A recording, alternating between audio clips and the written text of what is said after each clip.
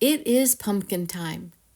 Hello, I have made a miniature pumpkin patch by gathering up all my tiny ones.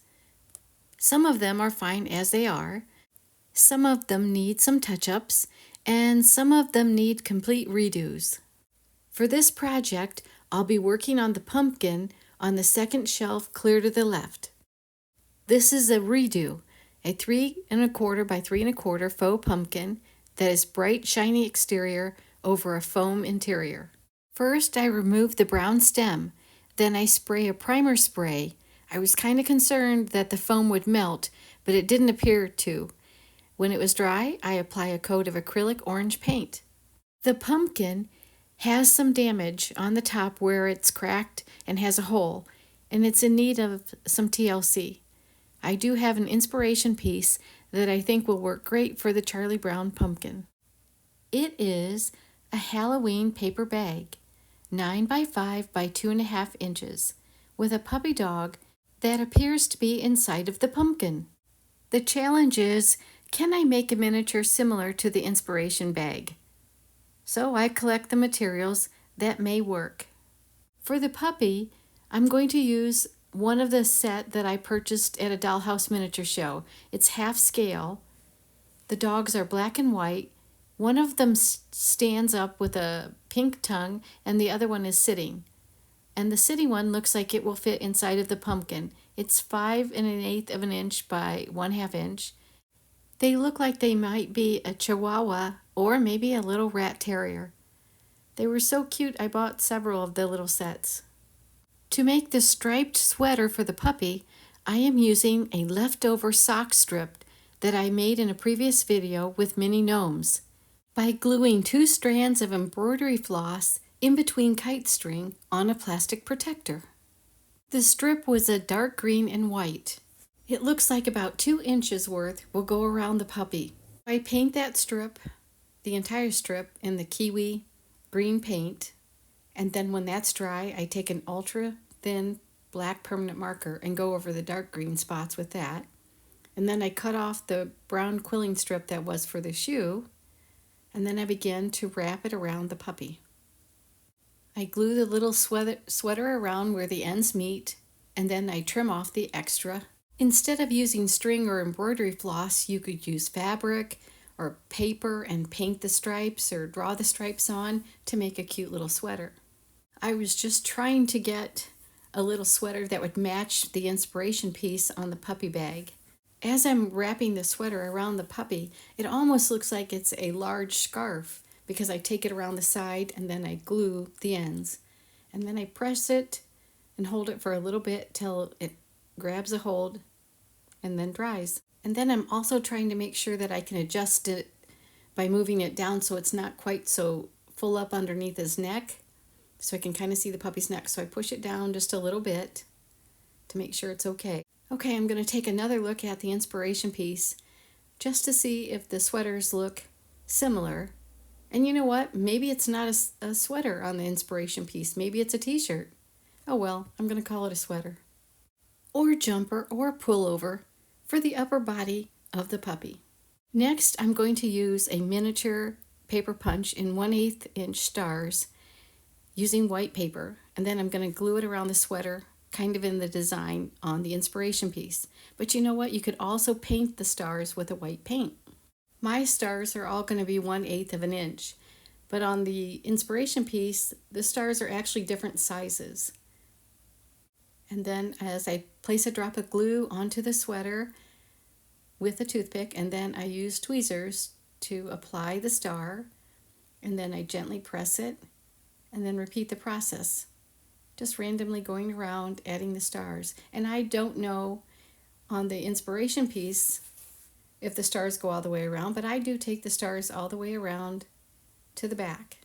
And then I decide to take a gray paint and paint the fur that's black on the inside of my puppy to match it with the gray that's on the inspiration piece. I use a toothpick and a little dab of gray paint and just spread it inside of the ears. Then I take a very small drop of white paint and then the quilter's pin or craft pin, and I add the little eye sparkle dots, and then there's one on the nose. With the same quilter pin, I decide to take black paint and extend my puppy's smile so that you can see it just a little bit better.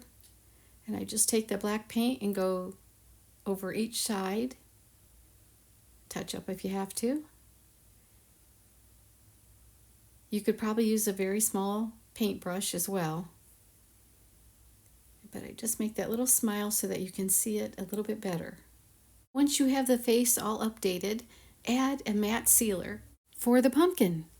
First, I use a red-orange color pencil to fill in the horizontal marks so it looks like the inspiration piece. Next, I sketch in the jack-o'-lantern face with the pencil. I start with the smile of the jack-o'-lantern, and I'm putting the face on the opposite end of where the damage to the pumpkin is. So that'll be in the back. I just kind of do a little nose placement and then the eye. I keep looking at the inspiration piece to see if I'm kind of getting it the way it should be. And I go to the other eye. I'm trying to work around my camera, so it was kind of hard to draw the little sketchy marks. And then take a look at it. And so now I'm going to apply some black acrylic paint, just with a very fine paintbrush. It's a 10/0. I think you could probably use an ultra fine permanent marker to draw in the face too. Maybe colored pencil. And I'm actually taking my time as I paint this. For this part of the video, I've speeded it up, but I'm just filling in the marks. But definitely take your time and just add the little marks on there with the paint and your paintbrush and fill it in. And if you make a mistake, that's okay. You can always do touch-ups at the end with the orange paint. And I'm trying to get the face to kind of look like my inspiration one over there on the right behind my fingers. So when the paint is kind of dry, I'm going to take a toothpick and some white paint, and I'm going to highlight parts of the face, the eyes, the nose, and the mouth, and basically putting it on the left side like little strips. I think if you're silk painting, you would use the base color of the white first and then add the black. So this is kind of opposite here. And I just kind of take a look and I go down, and I think maybe I should have used the paintbrush. I would have got a little bit thinner strips across, but the toothpick was okay. And you could also use the quilter's pin or the craft pin to apply the white paint. And then I use the toothpick to apply touch-up with the black and orange paints. The inspiration piece has a white line on the right side of the pumpkin. I'm going to add that too. Once the face paint is dry on the pumpkin, I'm ready to start to make the hole on the top to try to get the puppy inside.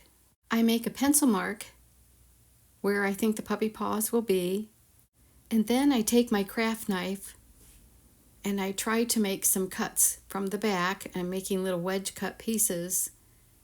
And I don't think I'm going to make it opening in the center. I'm just going to make it open in the back. I didn't realize how fragile the pumpkin was. That shiny exterior did crack and made some cracks. So I thought I better be careful. So I take the craft knife, and I'm not going to be able to make the little wedges like on the top. And because it's just cracking and falling apart. And I'm like, oh no. So I start pulling out the foam bits. I use my tweezers and scissors and back to the craft knife, trying to get a large enough space out to see if I can salvage the pumpkin and still put the puppy inside. And so I take my tweezers and I pull out little bits of foam pieces. I'm just doing a little bit at a time. I take the scissors again and trying to clip edges off. And as I'm going through, I kind of hit kind of a weird spot, and I'm like, what is this? And I lift it out with my tweezers. Okay, I'm going to look at that a little bit later. I don't know what that is, as I continue to try to carve out a little bit of this foam here.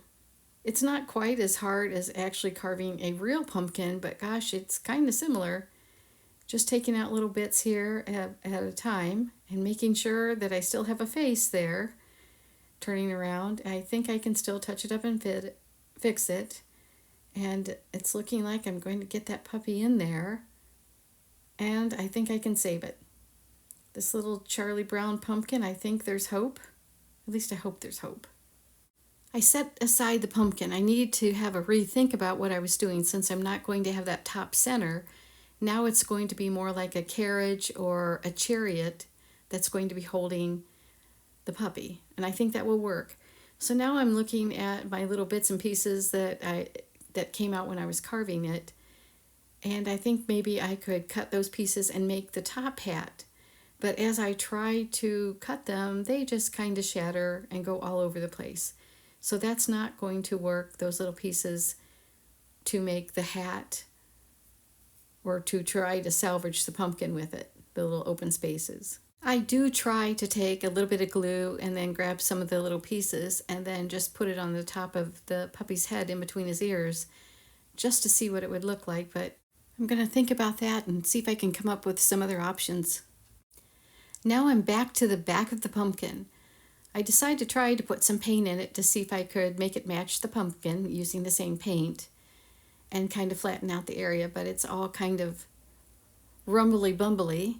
So I'm going to take some paper and paint it, and then I'm going to punch out a circle punch and see if I can put that in there to make it a flat piece, which is what I've done from the foam bits. I'm whirling it around here. It definitely looks like a little chariot.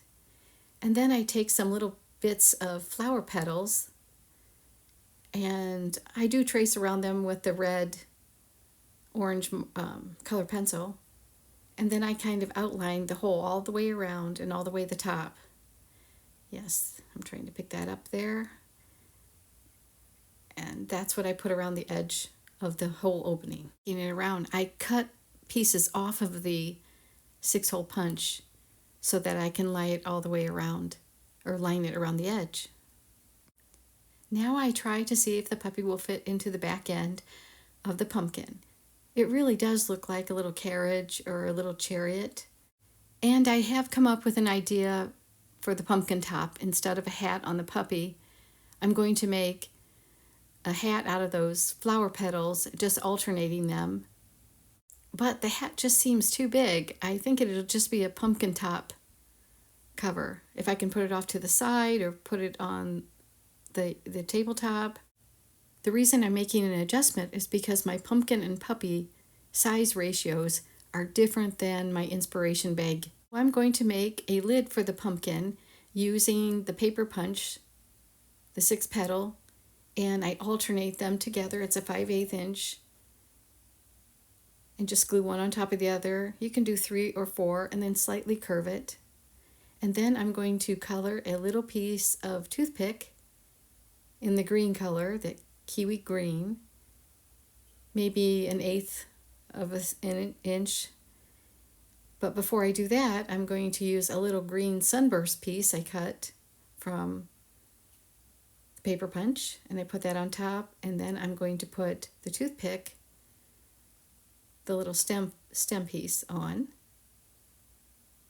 and that will work too. And then I'm going to use some wrapped floral wire, curl it around a toothpick so I can have a little tiny bit of vine attached to the top of the stem.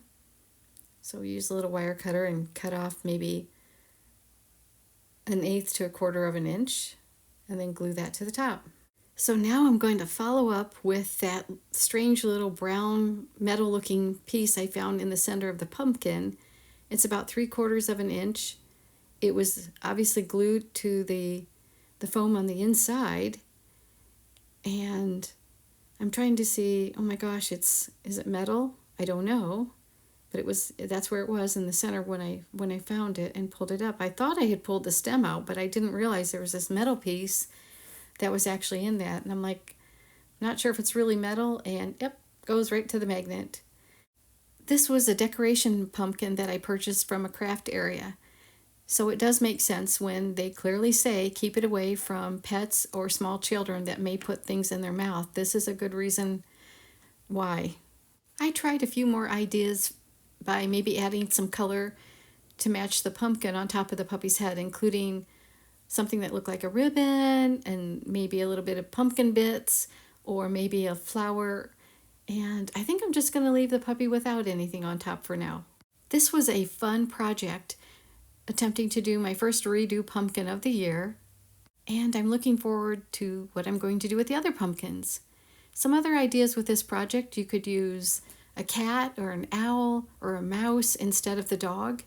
Another option would be to find a different pumpkin, one that you could have the eyes, nose, and mouth open up with an LED light that would shine through. I think this was a fun, spooky, and sweet Halloween challenge.